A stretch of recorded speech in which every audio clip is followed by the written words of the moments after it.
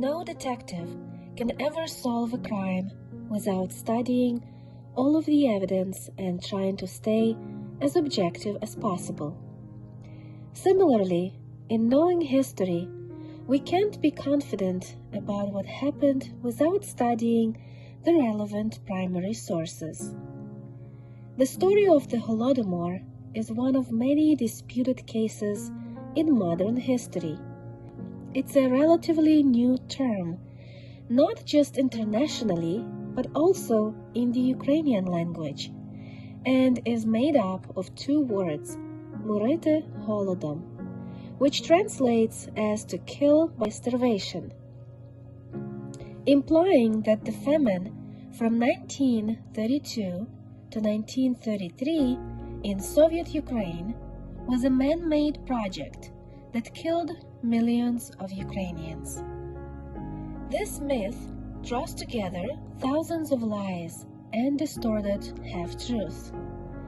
Like a layered onion, the more you peel back the layers, the better your chances of discovering what actually happened.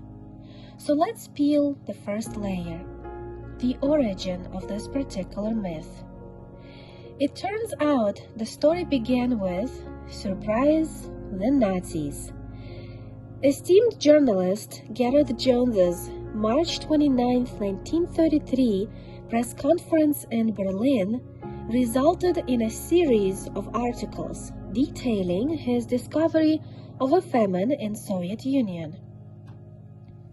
The initial stories made no mention of a genocide. Gareth, writing at the time for the Berliner Tageblatt newspaper in Berlin, had also enjoyed the privilege of being the first foreign journalist to fly with Hitler on February 23, 1933, less than a month after Hitler was appointed Chancellor. Later that year, a newspaper Hitler owned, called the National Observer, published an article called Hunger, Hell, Soviet Russia, the Math, Death, and Soviet Paradise.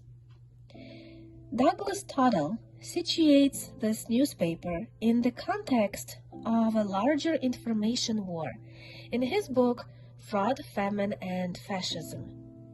In Germany, a country with a history of strong communist, socialist, and trade union movements, the Nazis created the first organized propaganda campaign as part of their consolidation of power.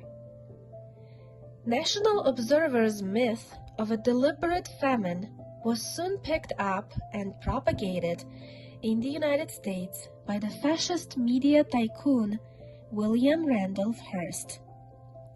His journalist on the ground, Thomas Walker, wrote a series of articles portraying a mammoth famine in Ukraine that claimed an estimated 6 million lives. Hearst Press published Walker's work in the Chicago American as well as the New York Evening Journal. It was later proven that Walker had in fact never set foot in Ukraine. He had instead recycled photographs of previous famines from different places. Louis Fisher thoroughly debunked Walker's article in an exposé titled Hearst's Russian Famine, published by The Nation on March 13, 1935. Not only had Walker's Ukrainian reporting been fake, but the man himself was also a notorious fraud. Douglas Tuttle revealed the truth about him in Fraud, Famine, and Fascism. Even after Walker's fiasco, America's #1 fascist, Mr. Hearst, continued his campaign to smear the Soviet Union and perpetuate the myth of what later would become known as the Holodomor. Hearst not only employed Mussolini, but also visited Nazi Germany to meet in person with Hitler. According to an article in Daily Worker from February 13, 1935, Hearst brokered a 1 million marks a year deal with a Nazi propaganda machine. that he published one fake story after another begins to make sense in light of such perverse incentives. As the famous Russian saying goes, where there is a smoke, there is a fire, meaning there is a grain of truth behind every lie. No one disputes that a famine took place in Ukraine between 1932 and 1933. Indeed, throughout the late 20s and early 30s, most of the world experienced severe economic hardship. In the USA, it took the form of the Great Depression. This period saw many famines around the globe. But because at the time the United States was further developed than the Soviet Union, both industrially and agriculturally, famine there was less widespread. Even as millions suffered horribly and untold numbers died, this misery was never blamed on capitalism or President Hoover personally, in the way the Ukrainian famine has been framed as a crime perpetrated by Stalin in the name of evil socialism. It is worth remembering the Soviet Union's economic and geopolitical conditions leading up to the famine. First of all, the country was devastated by tremendous losses from World War I. Then, 3 weeks after the October Revolution, a coalition of 14 countries led by the USA and UK invaded the USSR and committed mass atrocities, slaughtering tens of thousands of civilians. Wikipedia, of course, refers to these crimes with a euphemism, Allied intervention in the Russian Civil War. The US and its allies followed up their unsuccessful invasion with crippling sanctions and embargoes on the Soviet Union. For example, because the USSR was barred from trading in gold, agricultural goods became the only option for currency. And yet, despite these obstacles, the Bolsheviks prevailed in improving living conditions for the people. Stalin's administration delivered on its mission to modernize agriculture and raise living standards. In 2 decades, the USSR made remarkable strides as life expectancy doubled from 35 years to 70 years in all of the Soviet territory. And when news of a famine in Ukraine that is today referred as Holodomor reached Moscow, Stalin immediately dispatched relief aid to the affected areas. Mark Togger is an associate professor at the University of West Virginia and specialist in economics and agriculture of the USSR, who has conducted extensive research on the history of agriculture and famines in Ukraine.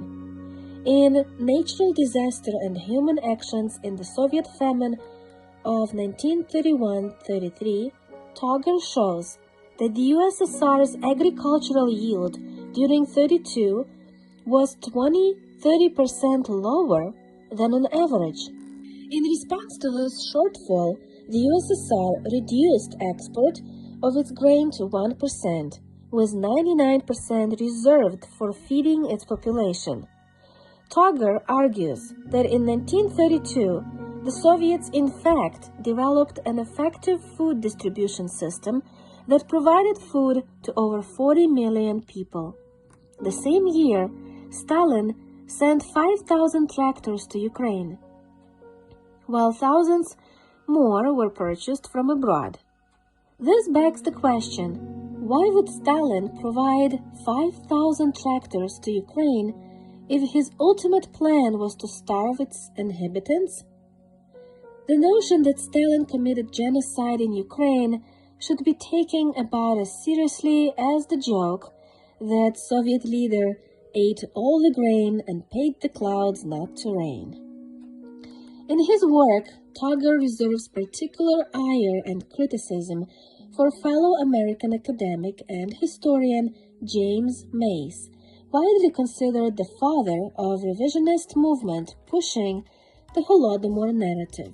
On September 21, 1984, U.S. Commission on the Ukraine Famine was established to provide American society with a better understanding of the Soviet system by exposing the role of Soviets in the Ukrainian famine.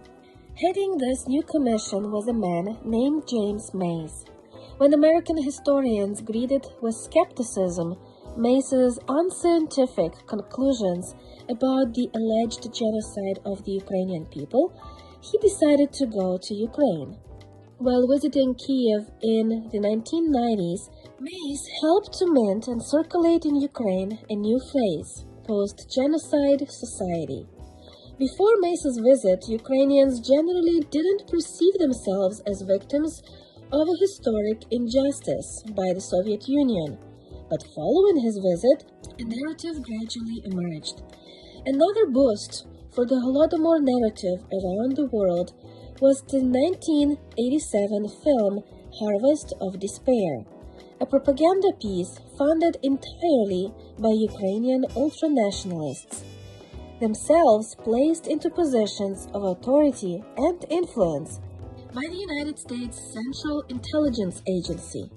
The U.S. helped these ultranationalists found various front groups disguised as academic institutions and to take key positions in universities, where they could more effectively manufacture anti-Russian propaganda and rewrite history, to whitewash their collaboration with Nazis during World War II. The film, which passes off photos from 1921-22 Volga famine as being taken instead during 32-33 famine, also interviews several Nazi collaborators as witnesses. The film should have been titled Harvest of Deception. The United States and Canada also gave Nazi collaborators a generous second chance, rehabilitating them for use in their imperialist anti-communist crusade. In today's new Cold War, just as in the old one, the West has whipped up neo-Nazis in Ukraine so as to wage a proxy war with Russia. These ultranationalists were mobilized in 2014 to overthrow Ukraine's legitimate government in a coup d'etat, and ever since have been killing thousands of civilians in Donbass. Yet, in the West, these fascist thugs are merely lauded as heroes fighting evil Russia. Indeed, new accusations of genocide have emerged that echo the Holodomor lie. Western media have spread a new myth that Putin hates all Ukrainians and wants to commit genocide. Western disinformation today bears a striking resemblance to anti-communist propaganda from the 30s and 80s. Photoshopped pictures and staged videos are produced as evidence of Russian troops' atrocities. The so-called Bucha massacre, the siege of Mariupol, and the Zoom tortures are just some of the countless doctored stories created to provoke visceral reactions and manipulate the public. One such hoax, that the Bucha massacre was perpetrated by the Russian army, has been thoroughly debunked on this website, War on Fakes. As with the Holodomor myth, just because a certain narrative is well established or relentlessly pushed doesn't make it true. One should always take the time to peel back all the layers of an onion. Always investigate, research, and find the clear and indisputable evidence before drawing your conclusion. Things are rarely just as they seem.